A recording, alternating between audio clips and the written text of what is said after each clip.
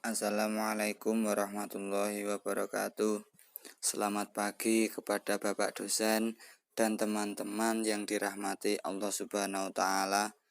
Pada kesempatan hari ini, kami dari kelompok 10 akan melanjutkan pelajaran mata kuliah logika tentang penalaran deduksi dan penalaran induksi. Penalaran adalah proses berpikir yang bertolak dari pengamatan indera yang menghasilkan sejumlah konsep dan pengertian.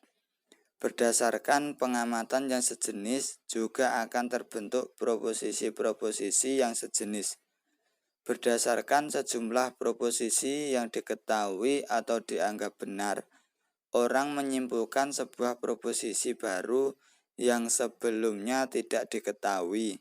Proses inilah yang penalaran deduksi dapat diartikan sebagai penarikan kesimpulan dari keadaan-keadaan yang umum, menentukan kasus dari yang umum. Deduksi adalah cara berpikir di mana pernyataan yang bersifat umum ditarik kesimpulan yang bersifat khusus. Penalaran induksi dapat diartikan sebagai cara mempelajari sesuatu yang bertolak dari hal-hal atau peristiwa khusus untuk menentukan hukum yang umum. Penalaran induksi merupakan cara berpikir di mana ditarik suatu kesimpulan yang bersifat umum dari berbagai kasus yang bersifat individual.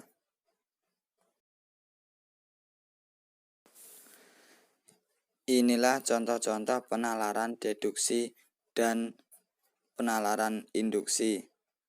Yang pertama, contoh penalaran deduksi, barang siapa yang mengambil barang milik orang lain secara melawan hak akan dipidana penjara selama 5 tahun. Si A mengambil barang milik si B secara melawan hak, maka si A akan dipidana penjara selama 5 tahun. Contoh deduksi yang kedua, semua aturan hukum yang dibuat pemerintah harus dipatuhi. Undang-undang lalu lintas merupakan aturan hukum yang dibuat oleh pemerintah, maka undang-undang lalu lintas haruslah dipatuhi. Contoh dari penalaran induksi yang pertama, 45 anggota DPRD Sukamaju terlibat dalam korupsi APBD. 45 anggota DPRD Sukamaju dikenai pidana penjara lebih dari 1 tahun. Disimpulkan bahwa anggota DPRD yang terlibat kasus korupsi APBD kemungkinan besar dikenai pidana penjara lebih dari 1 tahun. Contoh induksi yang kedua, anggota DPRD yang terlibat korupsi APBD dikenai pidana denda 1 miliar.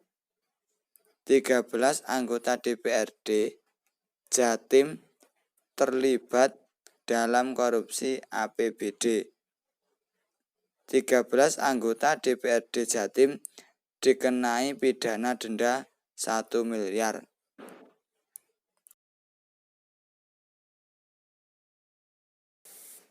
Yang selanjutnya yaitu generalisasi.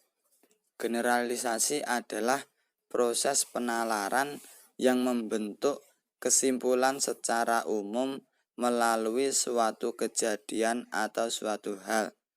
Bisa juga dikatakan perihal membentuk gagasan atau simpulan umum dari suatu kejadian, hal, dan sebagainya. Perihal membuat suatu gagasan lebih sederhana daripada yang sebenarnya. Perihal memberikan gagasan yang lebih kabur, penyamarataan. Contoh yang pertama, artikel A di Wikipedia tidak lengkap. Artikel B di Wikipedia tidak lengkap. Jadi, semua artikel di Wikipedia tidak bagus. Contoh yang kedua, bensin merupakan jenis bahan bakar apabila terkena api akan mudah terbakar. Demikian juga minyak tanah, termasuk bahan bakar yang mudah terbakar. Solar pun demikian pula halnya. Bila terkena api akan mudah terbakar. Berdasarkan pernyataan tersebut, dapat ditarik kesimpulan bahwa semua jenis bahan bakar apabila terkena api akan mudah terbakar.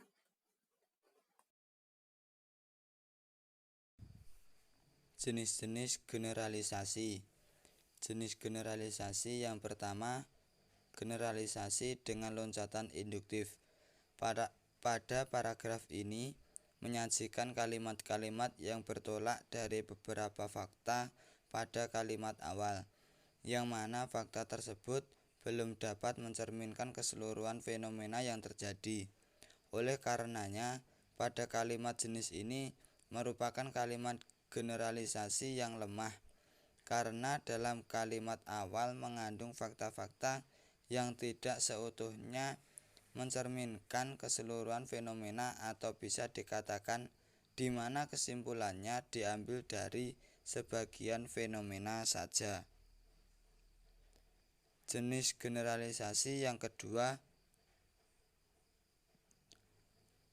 generalisasi tanpa loncatan induktif. Paragraf jenis ini merupakan kebalikan dari paragraf generalisasi loncatan induktif. Pada paragraf jenis ini memberikan kalimat-kalimat fakta uang lengkap yang menggambarkan keseluruhan fenomena, sehingga paragraf ini sangat baik karena menyajikan data yang lengkap.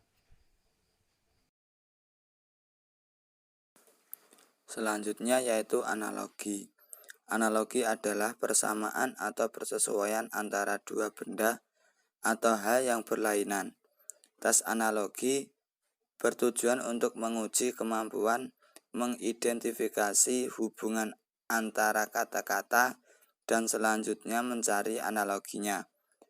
Jenis analogi yang pertama, analogi induktif. Analogi yang disusun berdasarkan persamaan yang ada pada dua fenomena.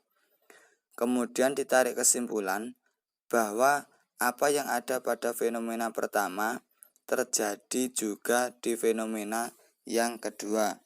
Contohnya, si A terpaksa dicutikan dari universitas karena terlambat mengisi KRS.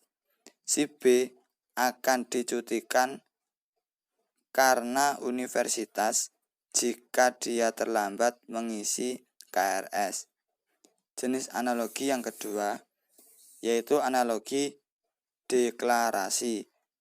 Metode untuk menjelaskan atau menegaskan sesuatu yang belum dikenal atau masih samar dengan sesuatu yang sudah dikenal.